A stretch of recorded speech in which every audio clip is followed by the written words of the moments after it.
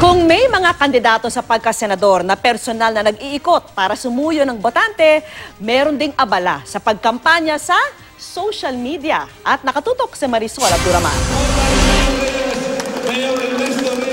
Magkakasama sa Dumaguete City ang ilang pambato ng hugpong ng pagbabago na sina Sani Angara, Pia Cayetano, Bato de la Rosa, JV Ejercito, Jinggoy Estrada, Bongo, Amy Marcos, Giga Banicad, Francis Tolentino at Cynthia Villar.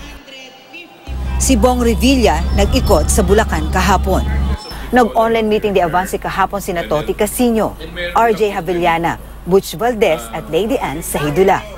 Si Dan Roleda nasa Laguna at Bataan. Sa Laguna si Willie Ong, si Larry Gadon nag-Davao City. Camarines Sur si Juan Ponce Enrile. Nasa Rizal kahapon si Leody de Guzman. Nasa Albay si Nery Colmenares. Si Glenn Chong nasa Japan.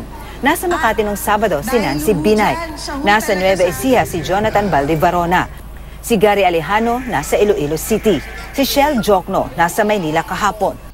Sa Pampanga naman si Samira Gutok. Nasa Sorsogon si Pilo Hilbay. Si Romy Macalintal nasa Parañaque. Nasa Bataan kahapon si Erin Tanyada. Nagkasama naman sa isang proclamation rally sa Sorsogon sina Bam Aquino, Lito Lapid at Grace Poe. Patuloy naming sinusundan ang aktibidad ng iba pang mga kandidato. Marisol Abduraman, nakatuto 24 oras.